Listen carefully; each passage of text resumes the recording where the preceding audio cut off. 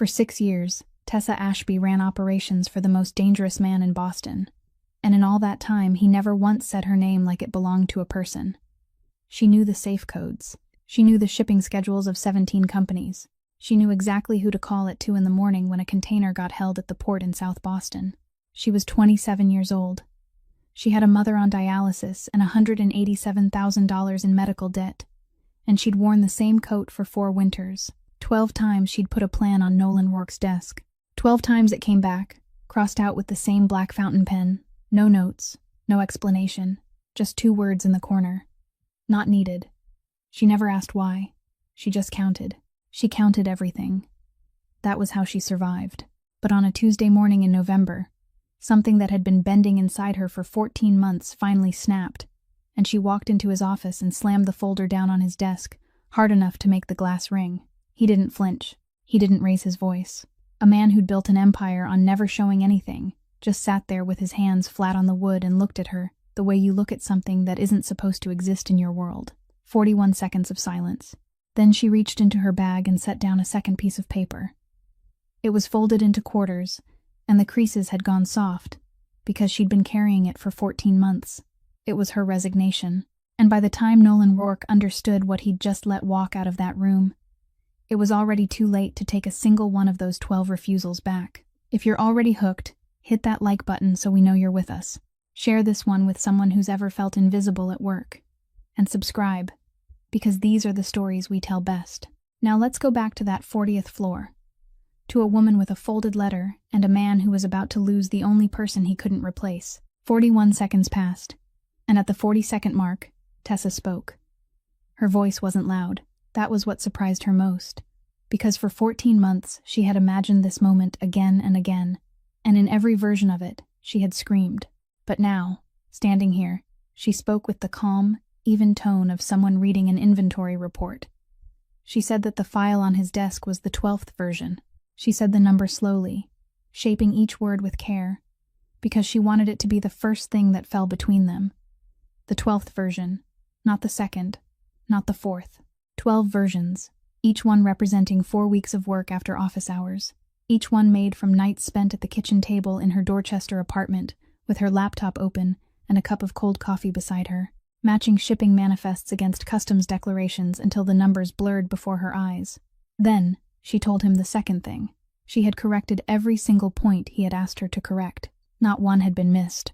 Each time the plan came back with those 2 handwritten words in the corner, Mr. Doyle would find her in the hallway and deliver the message, always in that same considerate voice, always with some small reassurance that the boss appreciated her effort. The first time, he said the costs were too high. She cut them nearly in half. The 4th time, he said the timeline was too long, that 3 years was too much for a maritime shipping company. She compressed it to 18 months. The 9th time, he said the boss didn't want any outside auditing firm involved, and that left her sitting motionless in her car for nearly 20 minutes, because she had never written a single line about an outside audit. But she crossed out the part she had never written anyway, because she had learned that arguing was a luxury reserved for people whose mothers weren't lying in a hospital. She changed everything. 12 times. And 12 times it came back with those same 2 words, written with the same pen, in the same corner of the page, as though the paper had passed through a machine rather than through the hands of a human being. Then she told him the 3rd thing, and it was the only one of the 3 that caused her voice to slip slightly out of rhythm. She said she didn't need praise. She had never waited for a word of thanks from him in 6 years, and she wasn't waiting for one now. She only needed a reason. 1 sentence. A single note in the margin saying that this section was wrong, that part wasn't workable, that he didn't believe this number. Anything that proved someone on the other side of the desk had truly looked at what she had done, because a rejection with a reason was a conversation, while a rejection without one was only a way of telling someone that they didn't exist. Nolan Rourke still didn't move. Both of his hands remained flat on the desk, exactly where they had been since she entered, and the morning light pouring through the glass behind him kept her from seeing his eyes clearly. He didn't stand. He didn't interrupt her even once, something she hadn't expected, because in 6 years she had never seen anyone speak more than 3 sentences to this man without being stopped. He wasn't angry either. She knew what the crime lord's anger looked like. She had seen it twice, and it didn't look like this. What rested on his face now was an emptiness she couldn't quite name, the expression of a man hearing an unfamiliar sound inside the house where he had lived for 15 years, and being unable to tell where it was coming from. He asked only one question. "Are you finished?" 3 words, without emphasis, without mockery, without threat. A week earlier, Tessa would have lowered her head, apologized, and backed out of the room. But something had broken clean through that morning, and broken things don't bend back into shape. She didn't reach for her bag again. Instead, she rested her hand on the sheet of paper, folded into quarters that she had already set on top of the file, then smoothed it flat with her palm. Slowly, twice, the way someone might smooth a tablecloth before the final meal in a house that was about to be sold. "Now I'm finished," she said. Then she turned away. She took 5 steps toward the door, and when her hand closed around the handle, she stopped there without looking back, because she knew that if she turned and looked at him one more time, she would lose her courage and pick that paper up again. "Do you know what I wrote that version for?" she asked the door. "It wasn't to save you money." Then she walked out, and the door closed behind her with the faintest sound, and in the room that had suddenly become far too large, Nolan Rourke remained alone with 2 sheets of paper before him and a question that, for the first time in 14 months, no one was already waiting in the hallway to answer for him. He remained sitting that way for a long while after the sound of her footsteps had vanished completely down the hallway. Then he reached out, and the first thing he picked up wasn't the file. It was the sheet of paper folded into quarters. He opened it across the desk, and his finger stopped at the crease. The fold wasn't sharp. It had grown soft and frayed through the middle, where the paper had been opened and folded again so many times that the fibers had begun to separate, and near the upper end of the crease was a tiny tear that hadn't quite split through. He knew this kind of paper. It was standard office printer stock, 80 grams in weight, and the laser ink on it had faded to a muted gray that paper printed the week before wouldn't have had. He turned it over. There were no handwritten notes, only the today's date freshly filled in at the upper corner above a line of text that had been drafted 14 months ago, and he looked at that worn sheet twice before he understood what it meant. 14 months. This sheet of paper had been sitting inside the handbag of the woman who had just walked out of his office for 14 months, waiting for the day she would finally date and submit it, and only that worn crease knew how many times she had taken it out and put it away again. He placed the resignation letter on his left. Then he pulled the file toward him and opened the first page. He couldn't remember the last time he had opened an internal report without someone standing beside him to summarize it first. The first page was the table of contents. The second page began with an introduction, exactly 160 words long, and he read the entire passage, then read it again. It wasn't what he had expected. She wasn't proposing that they purchase ships, open new routes, or reduce the workforce. She was proposing something so dull it was almost laughable. A 2-layer document reconciliation process for every shipment passing through the port of South Boston. Each container would have 2 independent sets of records, one prepared by operations and the other by accounting, and the 2 sets would have to match in weight, package count, and product codes before the customs declaration could be filed. Every declaration would require 2 signatures from 2 people in different departments, and no one would be allowed to sign twice for the same shipment. He kept reading. Her writing was clear and unadorned, every argument supported by a number and a source. On page 11, she listed the implementation costs. On page 14, she listed what the system would prevent, and he stopped for a long time at the 3rd item on that list. He read all the way to the end, 40 pages. By the time he closed it, the sun had risen higher, and the light across the desk had shifted. He didn't understand why he had rejected it. He didn't understand why he had rejected it 12 times. He opened the drawer on his right and removed a thin folder. Inside were 12 summaries, each a page and a half long, prepared by Doyle and handed to him before every signature. He found the most recent summary, pulled it out, and placed it to the right of the file. Then he began checking it line by line. The summary stated that the proposal would slow cargo flow by approximately 40% during the transition period. He turned back to page 11 of the original. The figure there was 7%, accompanied by a calculation showing exactly where the number had come from. He continued reading. The summary stated that Miss Ashby proposed hiring an independent outside auditing firm to oversee the entire process. He turned through all 40 pages again, from beginning to end, more slowly this time, and found no mention of an outside audit anywhere. Not a single word. He sat straighter. The summary stated that the proposal required the hiring of 11 additional employees. The original stated that no new employees were needed, only that signing authority be divided between 2 positions that already existed. The summary stated that the proposal's purpose was to reduce operating costs. The original, in the opening passage, on the 4th line of the 2nd page, stated that its purpose was to eliminate the possibility of a single individual approving a shipment without independent verification. He read that line again. Then he reached for the other 11 summaries and spread them across the desk in a row, and he compared each summary against each proposal, and for more than 2 hours, the only sound in the room was the turning of paper. The more he compared them, the clearer the shape of what had happened became, and it wasn't the shape of random mistakes. Every summary distorted exactly 1 point, and the distorted point was always the one most likely to make the proposal appear unreasonable in his eyes. Near noon, he finally stopped. He looked at the 2 stacks of paper on the desk, the stack on the left containing what Tessa Ashby had written, the stack on the right containing what he had read, and he understood one very simple truth that he could no longer avoid. In 14 months, he hadn't read a single word Tessa Ashby had written.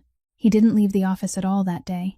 He canceled 3 appointments without giving a reason, and when Doyle knocked at 4 o'clock in the afternoon to ask about the following week's schedule, he answered through the closed door that he wasn't seeing anyone that day. He heard the man's footsteps pause for a moment outside before moving away. He called Marcus Kane at 11:40 that night.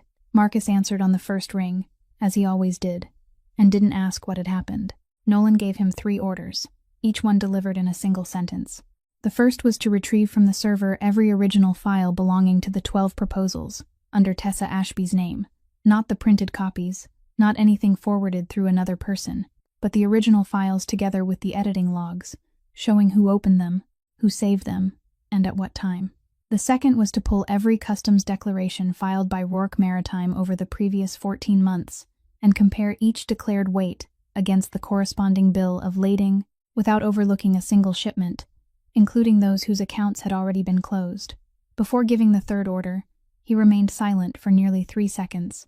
Then he told Marcus to pull Tessa Ashby's personal records, bank accounts, credit history, medical records belonging to her relatives, tax filings, everything.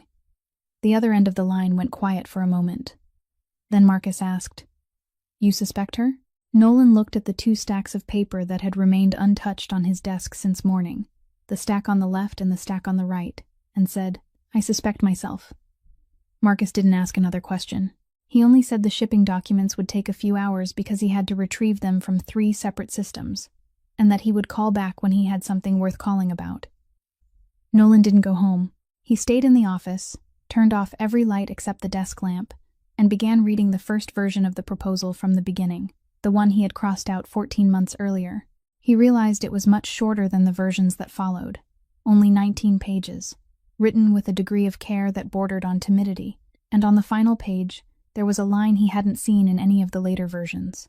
It stated that if management needed more time to consider the proposal, she was willing to present it in person at any time, even outside regular office hours. That line disappeared after the first version. Marcus called back at 4:15 in the morning. His voice was flat, without emphasis anywhere, and that made what he said feel even heavier. He began with the customs declarations. Over 14 months, there had been 43 declarations in which the weight listed on the customs form didn't match the weight shown on the bill of lading for the same shipment. The differences weren't large, ranging from 3 to 9%, just small enough to avoid triggering an automatic customs alert and just consistent enough that they couldn't have been data entry mistakes. All 43 declarations carried the same final approval signature, Tessa Ashby's. Nolan said nothing. Marcus continued. As for the server logs, all 12 original files had been created and edited through Miss Ashby's account, most of them between 9 o'clock at night and 2 o'clock in the morning. There was no indication that anyone else had altered the files. But there was one detail, Marcus said. After she made the final save, every original file had been opened by a second account within less than 24 hours, and that account had only opened them. It hadn't saved or changed anything. Nolan asked which account it was. Marcus said he needed more time to determine that, because the access had passed through a shared login layer used by the advisory department, Nolan told him to find out no matter what it took. Then Marcus moved to the last part, warning him first that he wasn't going to like it. Tessa Ashby's financial records were surprisingly clean. She had no credit cards, except one with a low limit. She didn't travel. She had paid the rent on her Dorchester apartment on time for 6 straight years. The medical debt in her name totaled $187,400, and she was paying it in installments under an agreement with the hospital, a monthly amount Marcus read aloud before adding that it consumed almost 1/3 of her income after taxes. But one item didn't match anything else in the record. 2 years earlier, in March, $40,000 in cash had been deposited into her account. It had been divided into 5 deposits, each one under $10,000 so it wouldn't have to be reported. The deposits were made at 5 different branches over the course of 9 days. There was no source, no loan agreement, no guarantor, and no repayment of any kind afterward. The money entered her account and went directly to the hospital within 48 hours, and then her balance returned to exactly what it had been before, the balance of someone living on a salary and nothing else. Marcus paused. Then he said, "There are only 2 possibilities. She's a rat. Someone out there is paying her. And this so-called 2-layer reconciliation process is only a way to build a system she already knows how to get around. Or she's stealing, and those 43 declarations are the proof. Pick one." Nolan didn't answer immediately. He looked through the glass at the city, where the darkness was beginning to fade into gray, and he thought about a fold in a piece of paper that had grown so soft it was almost torn through. Then he said, "Or she was paying for something." At that same moment, about 5.5 miles to the south, Tessa was sitting on the kitchen floor of her Dorchester apartment, with her laptop resting on her thighs and an open notebook beside her. She had been sitting that way since before dawn. Her phone vibrated for the 4th time that night, and this time she answered. Cassidy Vaughn didn't say hello. She asked immediately whether Tessa had just submitted her resignation, because the entire 40th floor was talking about it. Tessa said yes. There was a brief silence on the other end before Cassidy's voice broke through, and she asked the question Tessa had spent the past 18 hours trying not to think about. "What about your mother's insurance?" Tessa didn't answer right away. She looked down at the notebook, where she had already written 3 columns of figures at 2 o'clock that morning, and she began reading each column aloud to Cassidy, because she didn't know any other way to speak about fear except to turn it into a series of calculations. The first column was insurance. Under the COBRA program, she could keep the company's health insurance plan for up to 18 months after leaving her job, but she would have to pay the entire premium the company had previously covered, along with an administrative fee. She had called Human Resources under the pretense of asking for a coworker, and they had quoted her $1,900 a month for a 2-person plan. $1,900. The second column was what she had. There were $5,800 left in her savings account, money she had put aside over 2 years by not buying a new coat and not going anywhere during her vacations. Divided by 1,900. It would last 3 months. 3 months, and that was only if she didn't eat, didn't pay rent, and didn't buy gas. Once those things were included, the number fell to 5 weeks. The third column was the debt, $187,400. All in her name, being paid in installments under an agreement with the hospital, and the terms of that agreement stated that if she missed 2 consecutive payments, the entire remaining balance would be transferred to a collection agency. She finished reading all 3 columns and stopped. Cassidy said, "You have to withdraw the resignation." Tessa said she knew. Cassidy said, "Then withdraw it. Call them this morning. Tell them you were exhausted. Tell them you said it in the heat of the moment. They'll understand." Tessa said she knew. Then she ended the call, because she didn't want Cassidy to hear the silence that followed. At 7 o'clock that morning, she showered, put on the coat she had worn through 4 winters, and drove north. Starrow Drive was congested, and it took her 40 minutes to get there. She parked on the 3rd level of the hospital garage, turned off the engine, and sat without moving. From where she was, she could see the entrance to the treatment wing, and she knew exactly how many steps it took to reach the elevator, whether to turn left or right on the 7th floor, and which door belonged to the room. She had walked that route 3 times a week for 14 months. She looked at the clock on the dashboard. She sat there for 9 minutes. During those 9 minutes, she tried 3 opening sentences in her mind, and all 3 broke apart before she could reach the end. The first was the truth, that she had quit her job, and she could already imagine her mother asking why, and then she would have to explain. And when the explanation was over, her mother wouldn't say anything else. Margaret would simply turn her face toward the wall, because she was the kind of woman who would rather endure anything than allow her daughter to pay a price for her. The second was a lie, that she had just been promoted, and she had used that line too many times already, so there was nowhere left for it to go. The third was to say nothing at all, to go upstairs and sit beside her for 2 hours as she always did, and she knew her mother would see through her within the first 3 minutes, because she always did. At the 9th minute, Tessa started the car. She didn't go up to the 7th floor. She drove down the garage ramp, paid the $4 parking fee, and went home. And throughout the entire drive back, she didn't turn on the radio. It was nearly noon when she reached the apartment. She hung her coat on its hook, poured herself a glass of water, and sat down in the same place on the kitchen floor where she had been sitting before dawn. Then she opened the notebook again and recalculated the second column one more time, just in case she had made a mistake before. She hadn't. Then her phone vibrated on the table. It was a message from a number she had never saved. "You submitted your resignation. That was an interesting decision. We should talk before you do anything more foolish." It was signed with 2 capital letters at the end. Tessa read it 3 times. Then she placed the phone face down on the table and sat perfectly still. And in that silence, she understood that for the past 14 months, she had miscalculated one fundamental thing. She had believed the worst thing that could happen was losing her job.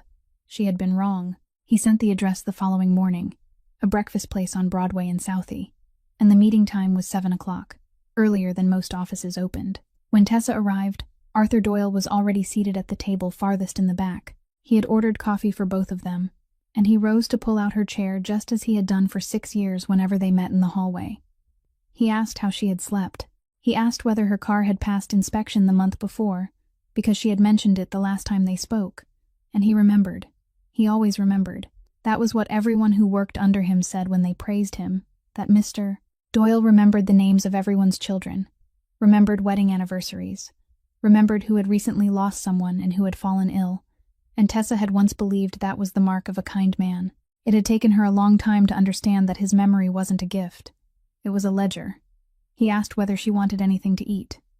She said no. He nodded, stirred his coffee, and said he was very sorry to hear about what had happened on Tuesday, and that he understood, truly understood, because anyone who worked long enough eventually reached the point of exhaustion, and she had worked harder than anyone else on the 40th floor. Then he moved on to something else with such ease that it sounded as though he were simply continuing an old conversation. He asked whether she remembered March 2 years earlier. Tessa lowered her hands into her lap. He continued in the same gentle voice, saying that her mother had needed to be admitted to the hospital immediately, and the hospital had required a deposit she didn't have, and that Tessa had been sitting on the emergency stairway on the 39th floor, crying, when he happened to pass by. He didn't repeat what he had done afterward. He only said that $40,000 was not a small amount of money, and that he had given it to her without asking a single question, without paperwork, without a contract, without interest, without her signature appearing anywhere. He said that part twice, the part about there being no paperwork, and he said it in the reassuring tone of someone trying to put her at ease, but Tessa understood exactly what it meant. It meant that if she spoke, there would be nothing proving the money had come from him. It meant that $40,000 in untraceable cash, sitting in her account, belonged to her, and only her, and that it had appeared around the same time the customs declarations had begun showing discrepancies. Then he slipped a hand inside his coat, took out a sheet of paper, folded in half, placed it on the table, and turned it toward her so she could read it. Tessa recognized it immediately. It was a post-transplant financial guarantee letter, the kind of document every transplant center required from every patient on the waiting list, a written assurance that funds would be available to pay for anti-rejection medication and all follow-up care after the transplant, expenses that would continue for the rest of the patient's life, and that insurance would cover only in part. Without that letter, the patient's file would be moved to inactive status. Inactive meant the patient's name still remained in the system, but when a compatible organ became available, the system would pass over them. At the bottom of the page, beneath the line marked guarantor, was Arthur Doyle's signature. She had known such a letter existed. She had never seen whose signature was on it. Doyle said nothing for a while. He let her finish reading. Then he said, "I don't control the list. No one controls the list. It's an algorithm. It doesn't care who is rich, and who is poor, and I believe that's how it should be. I only control the piece of paper that keeps her on it." He folded the letter, returned it to the inside of his coat, and took a sip of coffee.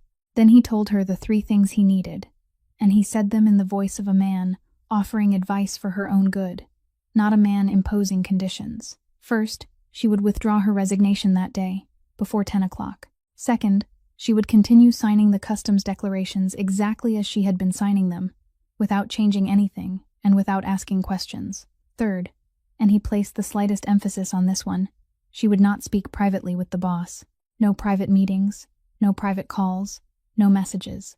Anything she needed to submit would go through him, as it had for the past 6 years. "I'm doing this to protect you, Tessa," he said. "You're standing in the middle of something very ugly, and you can't see the whole picture. I can." Then he stood, left enough money on the table to pay for both cups of coffee, put on his coat, and before walking away, he rested one hand very lightly on her shoulder, exactly the way a devoted uncle might comfort his niece, and said, "Think about your mother."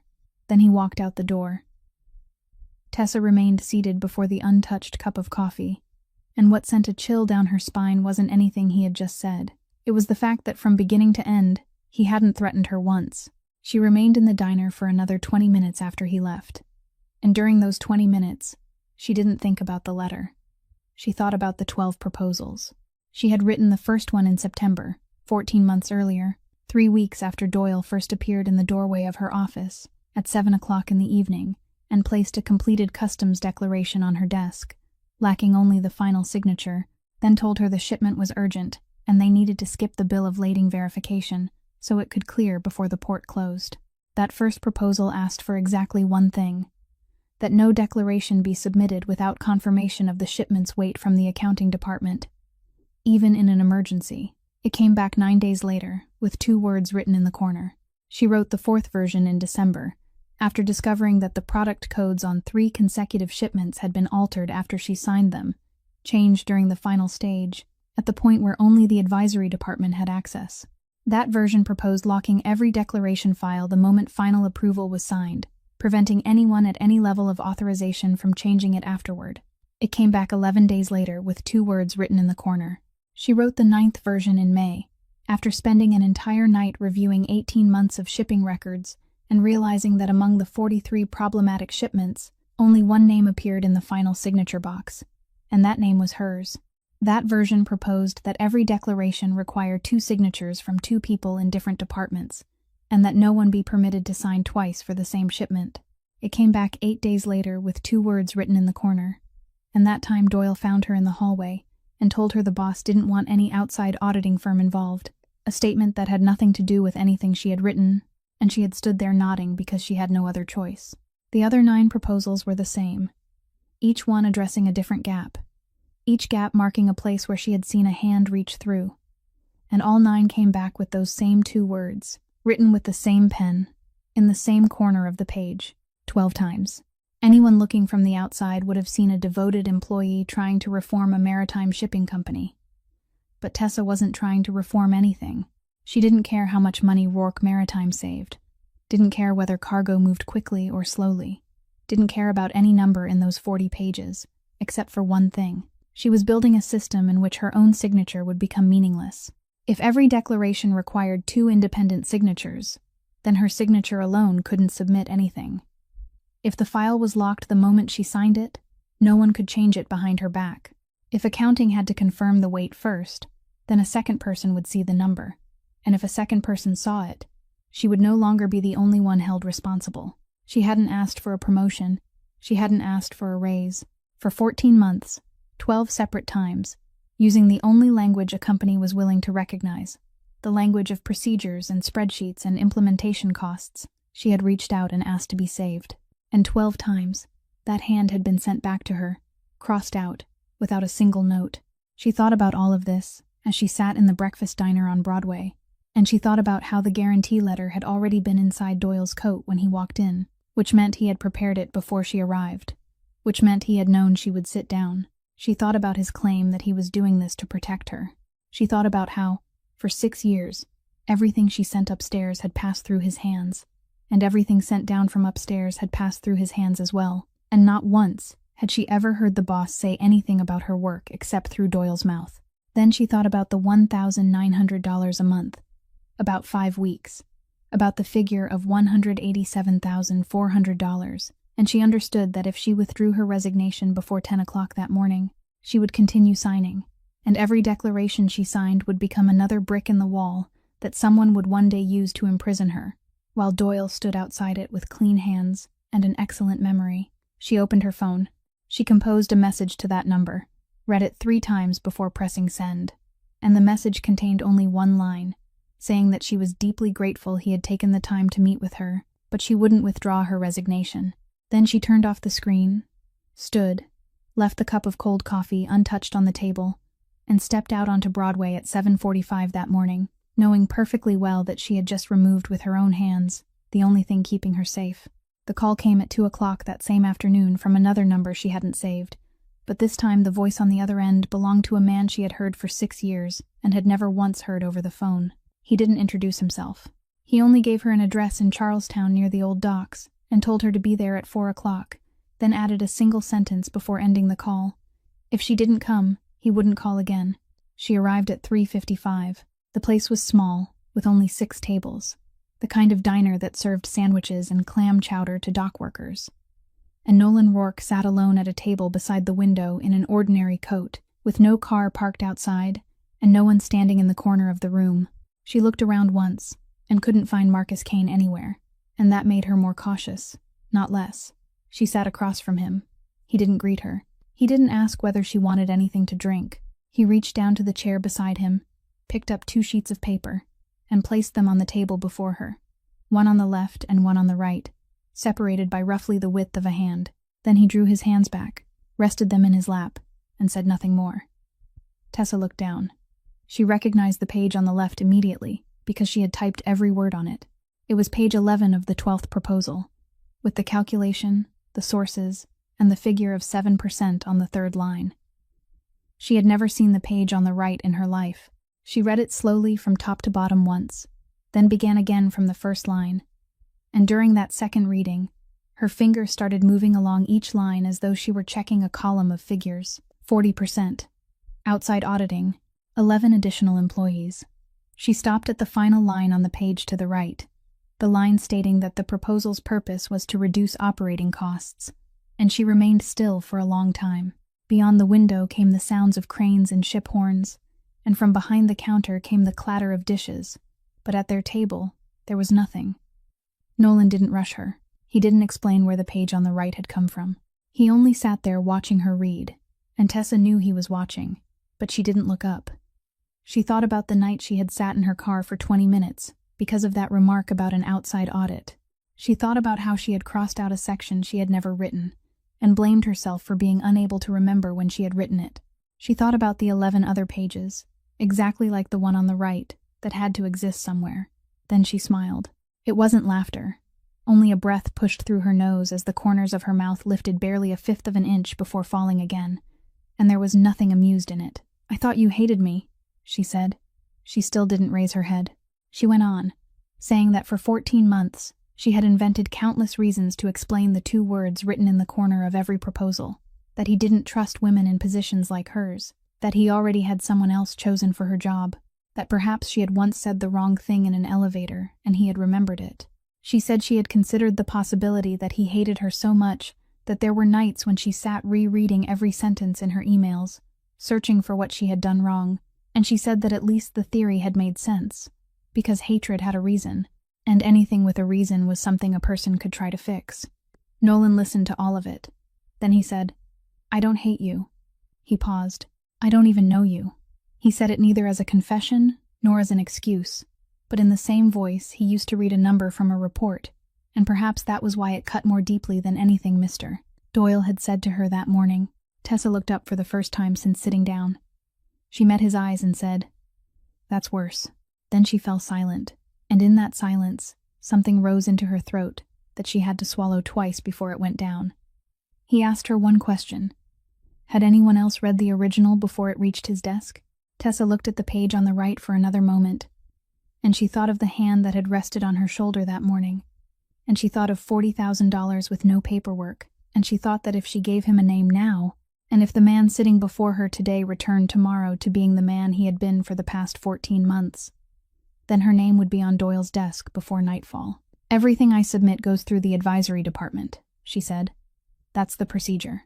Then she stood, put on her coat, and before leaving, she told him that if he needed the originals of the other 11 proposals, they were on the server in the folder bearing her name, and he was the only person in the building who could open it without asking anyone's permission. She had taken 3 steps toward the door when he called her name. Not Miss Ashby. Her name. She stopped, realizing that it was the first time in 6 years she had heard him address her that way, and she stood there for a moment before turning around. He was still seated. 60 days, he said. She asked what 60 days meant. He told her to stay for 60 days, not to return to her old job, not to sign anything else, not to submit anything to anyone. He said he needed time to deal with an internal problem, and he needed someone who understood the documentation system to remain in the building until he had resolved it. And in all of Rourke Maritime, there was only one person who understood that system well enough to reconstruct it from the beginning, on a blank sheet of paper.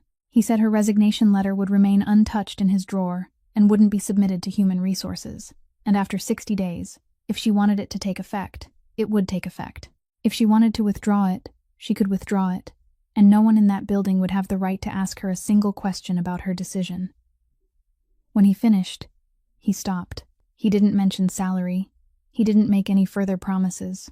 Tessa stood in the middle of the diner with her handbag still in one hand, and she considered the offer quickly. She thought about 5 weeks. She thought about how 60 days was more than 8 weeks, and 8 weeks of active insurance meant 8 more weeks in which her mother could receive 3 treatments a week without Tessa having to sell her car. She thought about how, if she stayed, she would have to walk past Doyle's office every day, and he would know that she hadn't withdrawn her resignation, and he would know that she was sitting inside the building, without doing her old job, and he would begin asking himself, why? She thought that staying meant placing herself between 2 men, one who carried her mother's signature in his coat pocket, and another who, until the day before, hadn't even known who she was. She returned to the table, but didn't sit down. She placed her handbag on the chair and remained standing, then told him she would stay for 60 days on one condition. Nolan said nothing. "Once a week," she said. "You and me. No Mr. Doyle. No summaries. No one standing between us. I present, and you listen. If you disagree, you say so right there, and you tell me why. I don't need you to agree. I need you to speak." She delivered the final sentence more slowly than the 3 that had come before it. "You listen to me. You don't listen to someone talking about me." From the table behind them came the faint sound of a spoon touching the side of a bowl. Nolan looked at her, and he held her gaze longer than Tessa found comfortable, and she forced herself to stand perfectly still throughout that silence, because she knew that if she shifted her feet even once, the condition would lose all its weight. Then he said, "That's an unusual condition." She replied, "You're an unusual boss." He didn't smile, but something at the corner of his eyes shifted almost imperceptibly, only for a moment, and then it disappeared. "I agree," he said. He didn't bargain over a single word. He didn't ask why. He didn't suggest changing once a week to once a month, didn't propose having a secretary present to take minutes, didn't suggest anything at all.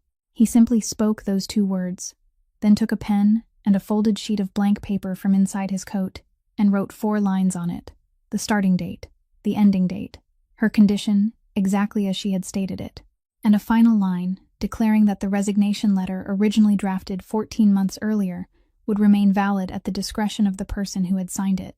Then he signed his name beneath the words with a black fountain pen, turned the paper around, and pushed it toward her. Tessa looked at the pen.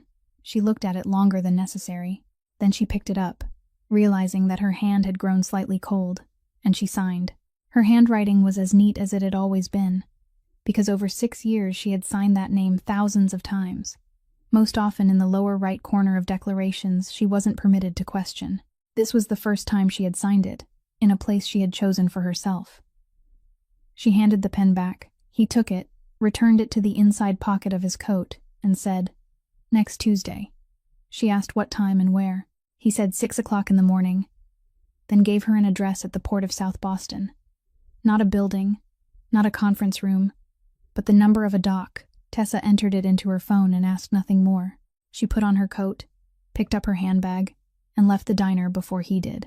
Outside, darkness had begun to settle, and wind from the harbor swept up the hill against her. She got into her car, locked the doors, and remained still for a while with both hands resting on the steering wheel. She had just bought herself 60 days, and she knew perfectly well that the following morning, when she passed through security on the 40th floor, someone would be standing in the hallway watching her walk by and wondering why she was still there. At 6 o'clock on Tuesday morning, the sky was still dark, and the wind coming off the water swept sideways across the dock, and Nolan was already standing there in a heavy coat, alone beside a stack of containers that had been unloaded the night before. Tessa arrived carrying a clipboard and no computer. He didn't ask how she was. He only tilted his head toward the row of containers and told her to speak.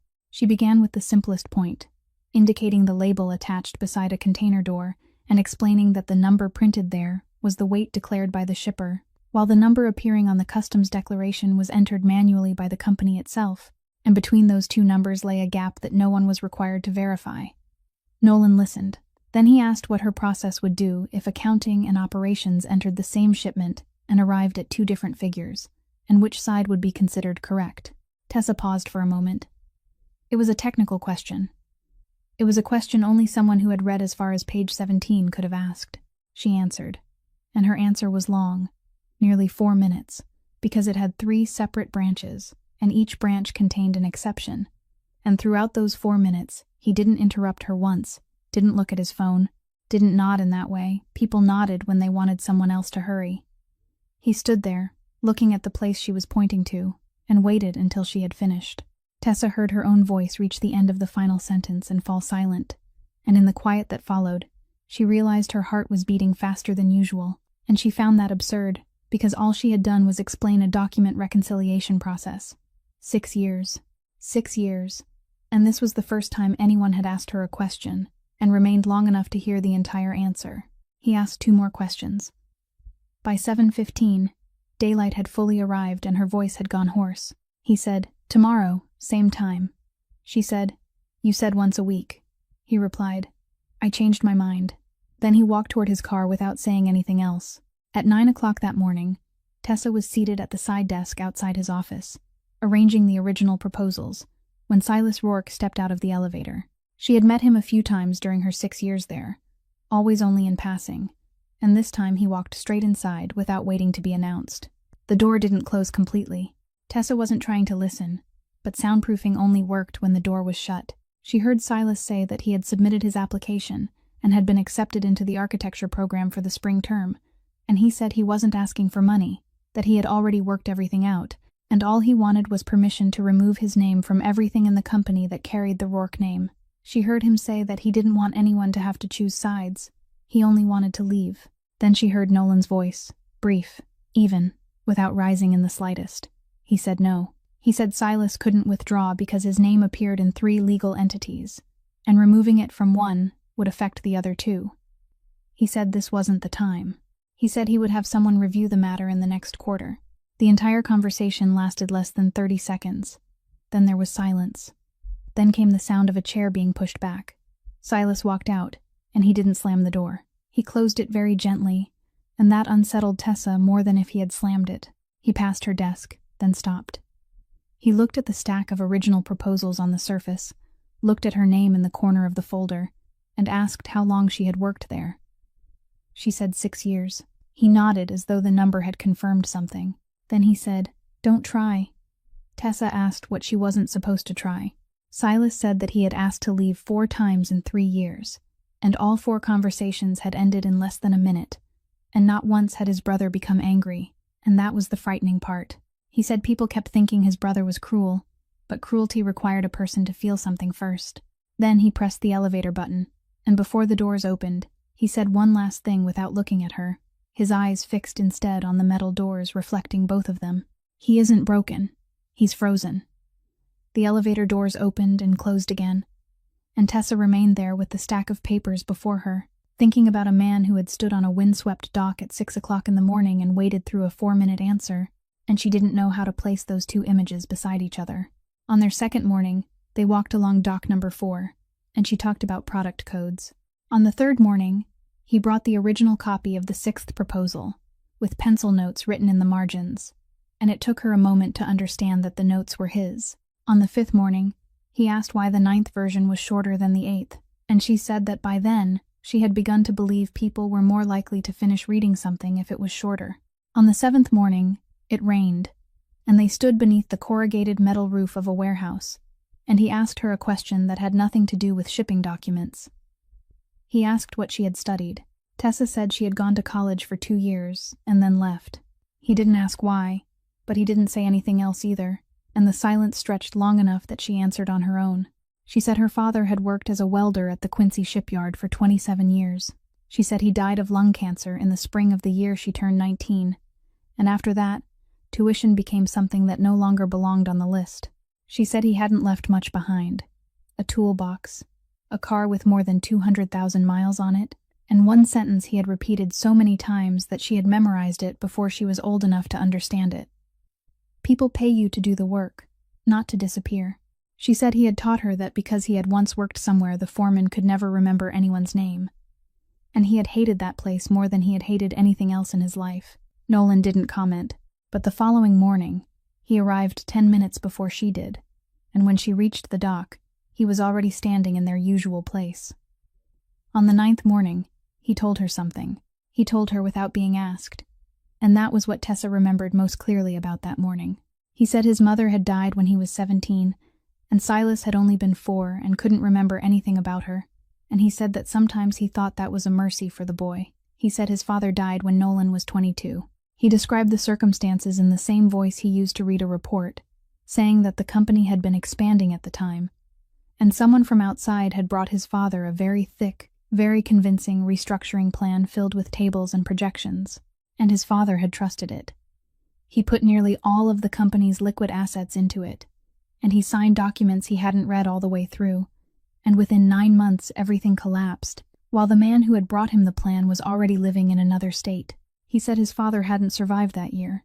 He didn't say how the man had died, and Tessa didn't ask. He went on, saying that he had been 22 then, and Silas had been 9, and for the next 3 years, exactly one person had stepped forward to hold everything together, signing Silas's guardianship papers, paying the boy's school fees, sitting across from the creditors, and running the company in Nolan's place until he was old enough and clear-headed enough to take control. He said the man's name, and he said it naturally, the way someone might speak the name of a member of his own family.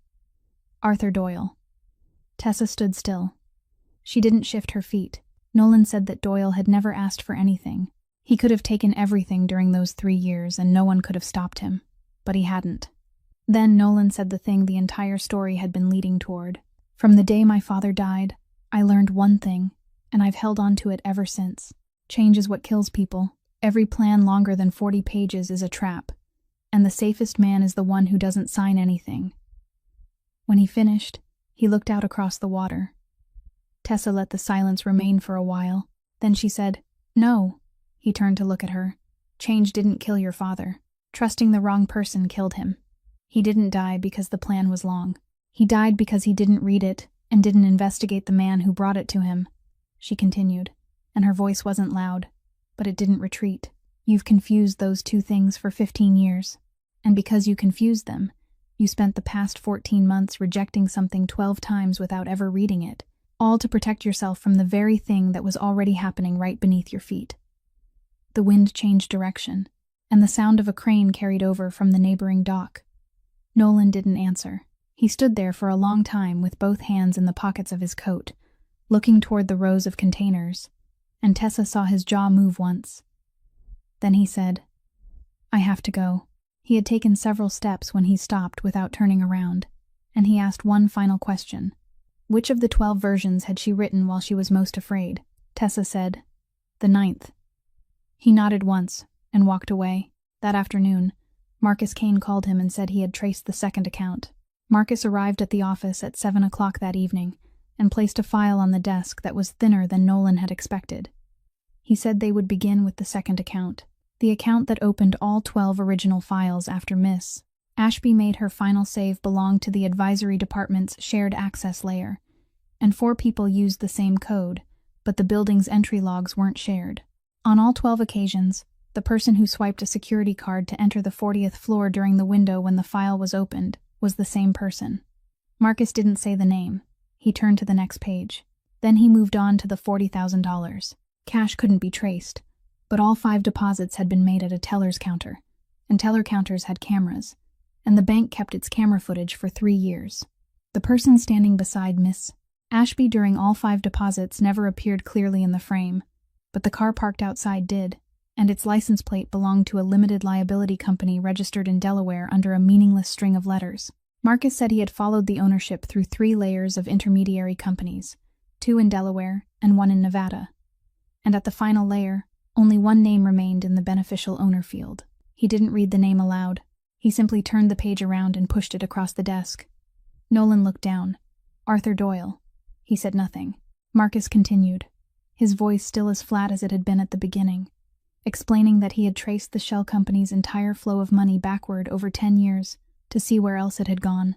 During the most recent 8 years, it had transferred cash to 4 other people inside Rourke Maritime. Marcus read the 4 names. Nolan knew every one of them. 1 worked in logistics, 1 worked in accounts payable, 1 handled vessel documentation, 1 worked in human resources and managed contractor agreements. Marcus asked whether Nolan noticed what they had in common. All 4 of them, along with Miss Ashby, occupied exactly the positions that held final signing authority over some kind of document. None of them held a senior title. None of them made decisions. They only signed.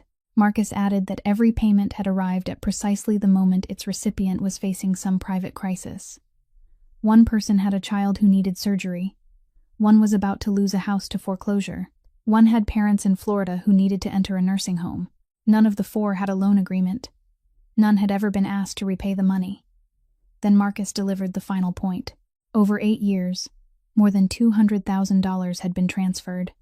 And for that amount, Doyle had bought 5 signatures in 5 different places inside the company, without a single piece of paper anywhere in the world proving that he had bought them. Nolan didn't respond. He sat motionless with both hands resting on the desk, as they always did, and stared down at the 4 names. Marcus stood there waiting. 1 minute passed, then 2. Marcus asked what Nolan wanted him to do. Nolan didn't answer. He reached for the glass of water on the desk, the glass that had remained full since the afternoon, and he didn't drink from it. He only held it. In his mind was one very specific date, a day 14 months earlier, when Doyle had placed the first summary in front of him and said that Miss Ashby downstairs had an interesting idea, but it wasn't practical yet, and Nolan had picked up his father's fountain pen and written 2 words in the corner without turning to the second page. He thought about the 11 times that followed. He thought about the windswept dock at 6 o'clock in the morning, and a woman speaking for 4 uninterrupted minutes, because no one stopped her. He thought about what she had told him that morning, that he had confused those 2 things for 15 years. Then came the sound of breaking glass. It wasn't loud. It was a clean, dry crack, followed by water spilling across the desk and dripping onto the floor, and then silence. Marcus didn't move. Nolan remained in the same position, his hand still where it had been, and he looked down at the wet surface of the desk for so long that Marcus finally had to look away. Then Nolan opened the drawer on his left, took out the black fountain pen, placed it on the desk before him, and spoke in a low, even voice that was almost ordinary. For 14 months, I signed to keep her trapped inside it, with my father's pen.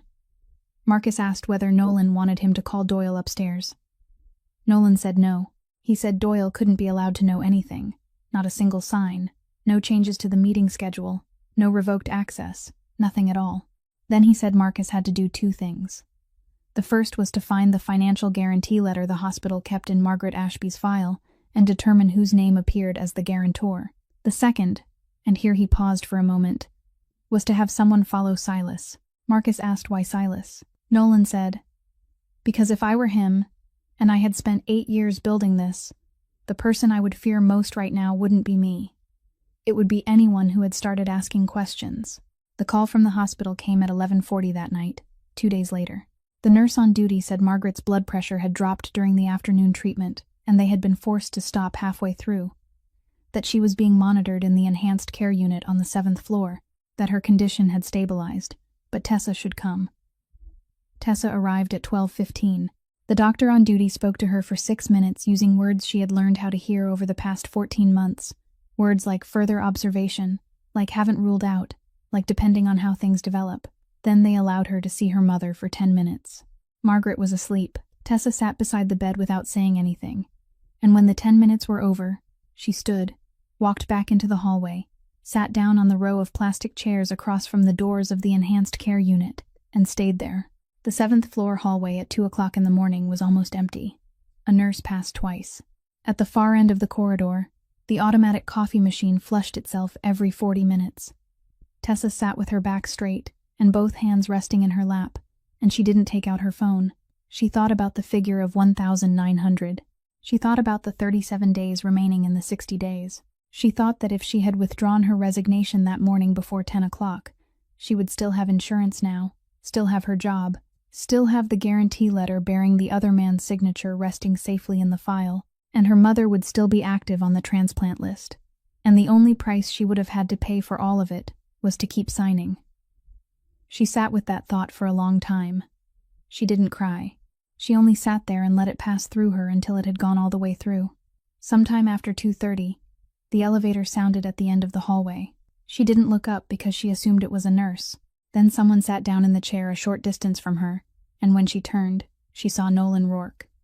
He wore an ordinary coat and no tie. No one had come with him. There was no car parked outside the emergency entrance, and Tessa looked through the hallway window and checked almost instinctively. He held 2 paper cups from the automatic machine at the far end of the corridor, the kind of coffee no one drank unless there was no other choice. He placed one cup on the empty chair between them, nudged it gently toward her, then sat upright and looked toward the closed doors across the hallway. He didn't ask how her mother was doing. He didn't ask what the doctor had said. He didn't say he knew a specialist in New York. Didn't say he would call someone. Didn't say let me handle it. He didn't say anything at all. Tessa looked at the coffee for a while before picking it up. The heat came through the paper. "You don't have to do this," she said. Nolan didn't turn toward her. "I know," he said. Then he added, "That's why I'm doing it." After that, neither of them spoke again. At 3 o'clock, a nurse came through the doors of the enhanced care unit and told Tessa that Margaret's readings were holding steady, and Tessa nodded and thanked her. And Nolan didn't ask a single follow-up question about what he had just heard. At 3:20, Tessa finished the coffee. At 4 o'clock, she rested her head against the wall and closed her eyes for nearly 20 minutes, and when she opened them, he was still sitting there in the same position, both hands resting in his lap, looking toward the doors. At 4:40, his phone lit up inside his coat pocket. He took it out, looked at the screen, turned it off, and put it away again. It lit up twice more before dawn, and both times he did exactly the same thing. At 5:15, someone pushed a breakfast cart down the hallway. At 5:40, the window at the far end of the corridor changed from black to gray. Tessa looked toward it and realized that she had been sitting beside this man for almost 3 hours, and he hadn't asked her a single question about work, about the documents, about the 60 days, or about anything else. At 6:10, the morning doctor came out and said that Margaret was awake and would be moved back to a regular room before noon. Tessa stood. She turned toward Nolan, intending to say something, and saw that he was standing too, and she realized she didn't know what to say to a man who had sat silently beside her for 3.5 hours without asking for anything in return. "Thank you," she said. He nodded once. Then he said, "Take today off. Tomorrow morning too. Dock number 4 on Thursday." Then he walked toward the elevator, and Tessa remained standing in the 7th floor hallway with the empty paper cup in her hand, watching until the elevator doors closed. And what kept her standing there so long wasn't the fact that he had come. It was the fact that during those 3.5 hours, he hadn't once tried to fix anything. On Thursday afternoon, after the session at dock number 4, Tessa returned to the parking garage beneath the building and found a man waiting beside her car. He held up his badge before she could step back and said his name was Reese Talbot, Federal Bureau of Investigation, Boston Field Office. He said he only needed 10 minutes and wouldn't enter the building. Then he handed her a file. Tessa opened it right there. Inside were copies of 43 customs declarations, exactly 43 pages arranged in chronological order, and in the lower right corner of every one was her signature. Some of them she remembered, some she didn't, but the signatures were hers, every one of them. Talbot said that if each declaration could be proven intentionally false, each would constitute a separate federal offense, and that the person whose final signature appeared on the document was always in the worst possible position in a case like this. He said she needed to understand that before he showed her the second thing. Then he turned to the final page in the file. It was a witness statement. At the top of the page was her name, her full legal name, her date of birth, her Dorchester address, and her social security number. The statement contained 3 paragraphs, summarizing Rourke Maritime's activities, written in an administrative style she had never used in her life. In the upper corner was the date the statement had been prepared, and that date was exactly 5 months earlier. Tessa stared at it for a long time. "I never signed this," she said. Talbot said he knew. He said the document hadn't come from her.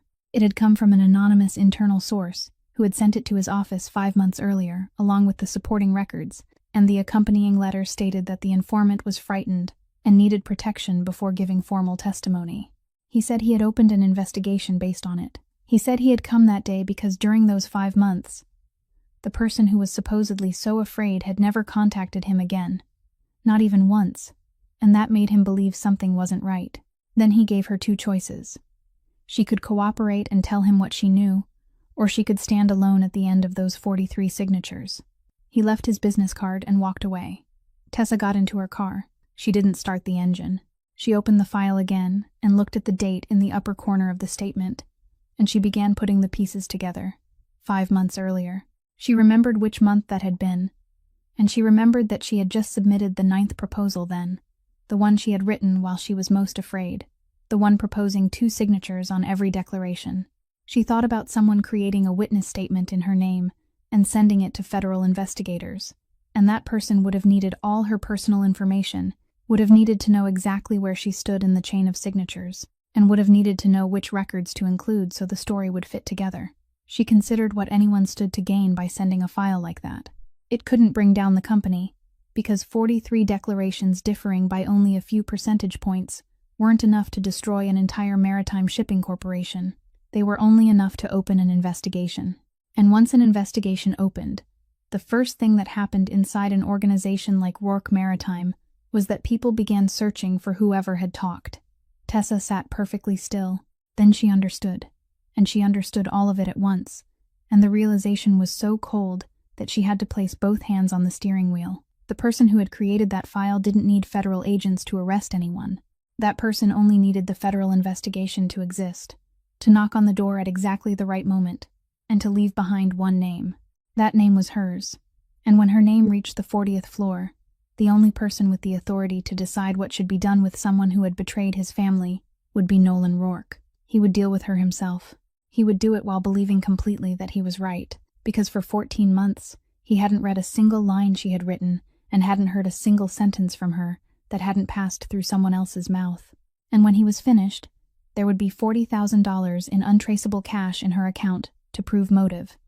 There would be a federal witness statement to prove she was a traitor, and there would be one man ready to clean everything up with spotless hands, an excellent memory, and 15 years of being regarded by the entire family as a father. Doyle didn't need to kill anyone.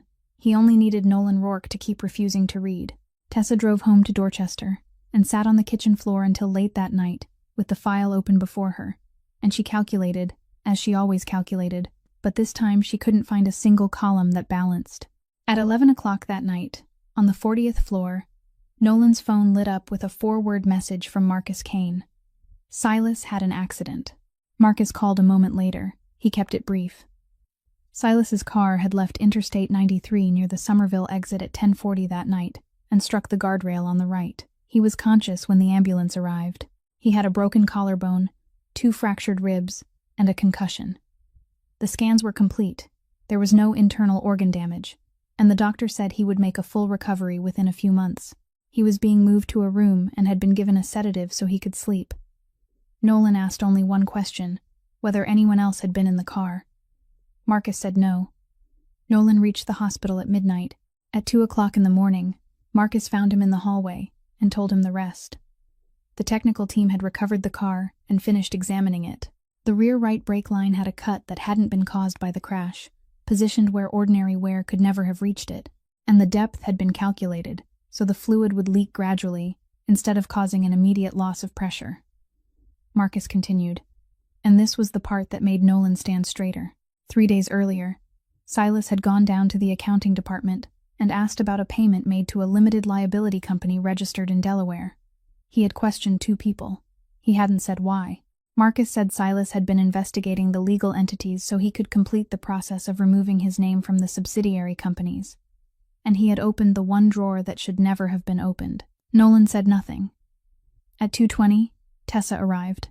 Cassidy had messaged her shortly before midnight, and she had driven up from Dorchester without having time to think about why she was going.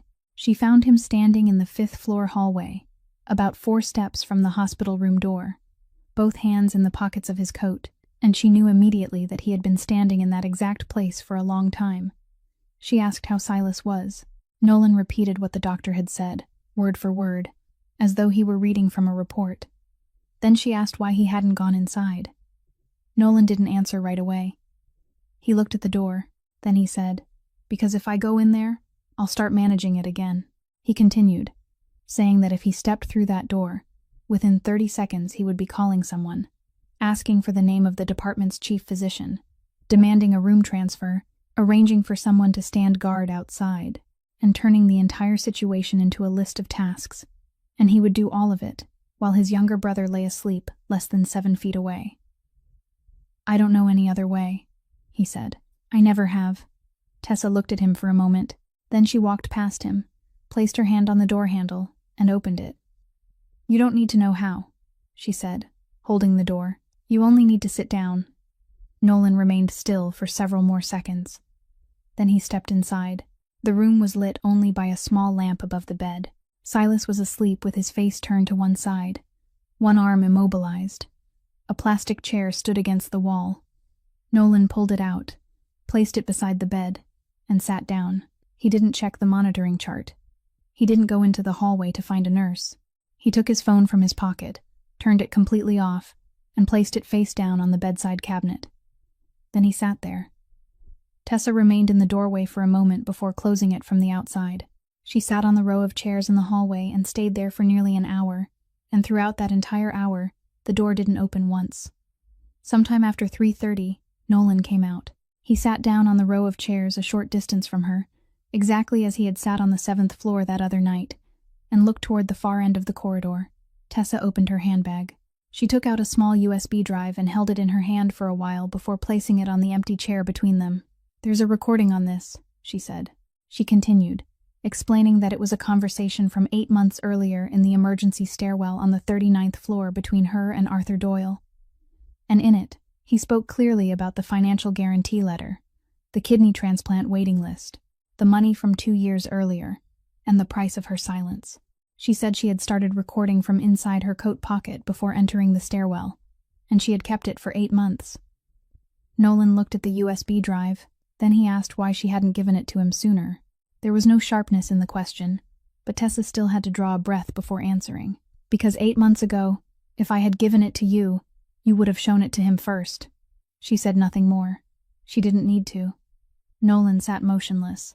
He opened his mouth once, then stopped. He thought about the 12 summaries in his drawer, about the 12 times he had lifted the pen, about every occasion when Doyle had stood to his right and said, "Let me handle this." And he realized that if Tessa Ashby had placed that USB drive on his desk 8 months earlier, the first thing he would have done was call Arthur Doyle into the room and ask what he thought of it. He couldn't argue with a single word she had said. He picked up the USB drive and said, "Tomorrow morning, I need you in the main conference room at 10 o'clock. At 10 o'clock the following morning, there were 8 people in the main conference room on the 40th floor. The 6 heads of Rourke Maritime's 6 divisions sat along both sides of the table. All of them had heard about the accident the night before, and no one asked any questions. Arthur Doyle sat to Nolan's right, in the chair he had occupied for 15 years, and he had arrived 10 minutes before everyone else, as he always did. Tessa sat at the far end of the table with a file in front of her and didn't open it. Nolan didn't begin with a greeting. He said there would be no minutes taken for this meeting, and that he was going to place 4 things on the table. He set down the first. It consisted of 2 sheets of paper, 1 original page and 1 summary, and he passed them around the table. He explained briefly that one was page 11 of an internal proposal, and the other was the summary prepared from that same page, that the figure on one sheet was 7, while the figure on the other was 40, that one contained no mention of an outside audit while the other did, and that the same thing had happened in exactly the same way across 11 other sets of documents. He said everyone in the room knew who had prepared the summaries. No one spoke. Doyle remained still, with both hands resting on the table. Nolan set down the second item. It was the corporate ownership file for the Delaware Limited Liability Company, including the 2 intermediary layers and the final page bearing the beneficial owner's name. He didn't read the name aloud. He simply pushed the file to his left, so it traveled around the table in the opposite direction from the first set of papers. Then he read the names of the 4 company employees who had received cash from that entity over 8 years, speaking slowly and giving each person's position.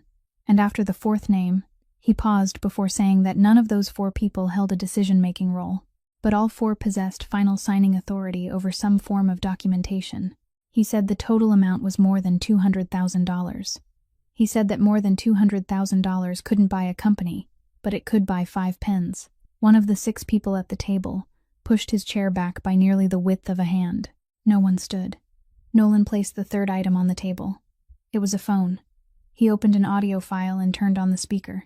The room filled with the sound of wind moving through an emergency stairwell, the heavy closing of a fire door, and then the voice of a man, warm and unhurried, asking about Margaret Ashby's health. The recording lasted 4 minutes and 10 seconds. During those 4 minutes and 10 seconds, the voice never rose, never made a single threat, and stated 3 things clearly, whose signature appeared on the post-transplant financial guarantee letter, that if the signature were withdrawn, the patient's file would be moved to inactive status, and that the $40,000 from 2 years earlier had no documentation of any kind, so it would be best if neither side ever mentioned it again. When the recording ended, there wasn't a sound in the conference room. Tessa had stared down at the tabletop for the entire 4 minutes and 10 seconds, and hadn't looked up once. Nolan turned off the phone and looked to his right. Arthur Doyle hadn't changed his position. He didn't deny anything. He didn't invoke the 15 years he had given them, didn't mention the 3 years he had spent holding everything together, didn't say a single word about what he had once done for the Rourke brothers. He only looked at Nolan, and when he spoke, his voice was still the same, without sharpness, almost gentle. "Boy, I managed this for 8 years not because I was good at it." He paused. "But because you never read anything twice." Those words remained in the room longer than anything else that had been presented that morning. Nolan didn't answer them. He didn't stand, didn't raise his voice, didn't reach inside his coat. He spoke to Marcus Kane, who was standing at the far end of the room, using the same voice he always used to give an operational order. "Take him out of the city." Then he added, "Alive," he said. "Not 1 cent. No one touches him, and he takes nothing bearing the Rourke name." Marcus nodded. Then Nolan placed the 4th item on the table. It was a file thicker than the other 3 items combined. He pushed it toward Doyle and remained silent for several seconds, allowing the man to see the label on its spine. Then he said it contained the Delaware entity's complete 10-year financial trail, records of all 5 teller deposits with bank camera images, a copy of the guarantee letter bearing Doyle's signature, and a witness statement created 5 months earlier under the name of someone who had never signed it. "Tonight, this file will be on Agent Reese Talbot's desk," he said. Doyle looked at the file. For the first time that morning, something shifted across his face. Nolan said, "You don't need me to testify against you. You've been testifying against yourself for 8 years, every time you signed a piece of paper to keep someone in your hand." Then he stood and announced that the meeting was over. The 6 division heads left the room one by one. Marcus walked around the table. Arthur Doyle rose and fastened the button of his coat with the practiced motion of a man who had been doing it for 40 years. And before stepping out, he turned toward Tessa at the far end of the table. There was no anger in his face, and no resentment. He only looked at her once, very briefly, and that look sent the same chill down her spine that she had felt that morning on Broadway. The first thing Nolan did after the meeting was call the family attorney upstairs, and the second thing he did forced the man to ask him twice whether he had understood correctly. Nolan ordered him to prepare a complete file, proving that Tessa Ashby's 43 signatures had been placed under coercion, together with the entire financial trail, the recording, the guarantee letter, and the server access logs, and submit it to the Federal Bureau of Investigation. The attorney said that by doing so, The company would be handing them a detailed map of its internal documentation process over the past 18 months. Nolan said he had understood perfectly. He demanded one more thing. Tessa Ashby wasn't to use the family's attorney, wasn't to receive any payment from the company in connection with the case, and had to retain independent counsel of her own choosing, so no one could later claim that she had testified according to the wishes of whoever was paying her. The next 3 weeks were spent in waiting rooms, signing documents, and answering the same questions over and over again. Tessa's attorney was a woman she found through the State Bar Association's directory, someone with no connection to Boston's underworld, and she built a very simple argument. Her client had signed under duress. There was physical evidence proving that pressure. Her client had submitted 12 written proposals seeking to create a process that would end the very condition under which she had been forced to sign, and all 12 documents carried timestamps on the company server. Agent Reese Talbot spent 10 days verifying everything. By the end of the month, Tessa received a full immunity agreement in exchange for her testimony concerning everything connected to Arthur Doyle. Her name was removed from the 43 declarations as a person under investigation. That afternoon, Marcus Kane entered Nolan's office and stood there for a while before speaking. He said, "You just handed them a thread." He said Talbot now possessed the company's documentation flowchart, the names of 4 additional people, and 10 years of financial records, and that none of it ended with Doyle. It continued beyond him, and they both knew who stood at the end of everything carrying the Rourke name. Nolan didn't deny it. "I gave someone back what I took from her," he said. Marcus said nothing more. 3 days later, Nolan called Tessa upstairs. This time, he didn't place a file on the desk. He told her there were 11 days left in the 60-day period. Then he made her an offer, and he presented it in a way Tessa had never heard him present anything during her 6 years there. He didn't command. He didn't announce. He explained. He said the company was about to begin a 5-year restructuring process, that the 12th proposal would become its framework, and that he needed someone to lead the compliance department, a real position with the authority to veto documents, reporting directly to him and passing through no one else. He named the salary, and it was 3 times what she had earned before. Then he finished and waited, adding nothing to make the offer heavier than it already was. Tessa remained silent for a while. She thought about her mother. She thought about $1,900 a month and $187,400, and she thought that the figure he had just named would erase both burdens in less than 3 years. Then she thought about walking into this building every morning and passing the chair to the right of the conference table, and she thought about how, 20 years from now, if anyone asked what she had done with her life, the answer would always begin with someone else's name. She said no. He didn't ask why, but she continued because she wanted him to hear everything, and because she had set that condition in a small diner in Charlestown, and he had honored it. "If I stay, then for the rest of my life, I'll be the woman you saved. People will tell this story as a chapter in yours. I don't want to be a chapter in anyone else's story. I want a story of my own." Then she stood, and she delivered the final words slowly and without raising her voice. "You have the right to reject me. What you don't have is the right to reject me without ever reading me. Now you've read me, so read me all the way to the end, and let me go." Nolan remained seated for a long time after that. He didn't make a second offer. He didn't tell her she would regret it. Didn't say the door would remain open. Didn't say anything meant to leave a thread between them. He opened the drawer on his left, took out a sheet of paper folded into quarters, its creases worn soft, and placed it on the desk, turning it toward her. Then he picked up the black fountain pen, signed his name in the approval box at the bottom corner, and pushed it across the desk. "Effective today," he said. Tessa picked up the paper. She looked at it for a moment. Then she said thank you, walked out, and he said nothing as the door closed behind her. 7 months later, the federal investigation reached the hospital records. When investigators traced the financial trail of the Delaware entity, they discovered that the post-transplant financial guarantee letter bearing Arthur Doyle's signature had been issued on the basis of assets that didn't exist, and the transplant center was forced to review Margaret Ashby's entire file. Tessa was informed that unless a valid guarantee letter was provided within 30 days, her mother's status would be changed to inactive. This time, she didn't have to ask anyone for help. She submitted a copy of her company's business license, the group insurance policy she had purchased for 2 employees and 1 dependent, 3 months of bank statements, and she signed the guarantor line with her own name. The file was restored to active status 11 days later. The call came on a June night, shortly before 3 o'clock in the morning, and Tessa drove to the hospital with both hands trembling on the steering wheel the entire way. The transplant surgery lasted 5 hours.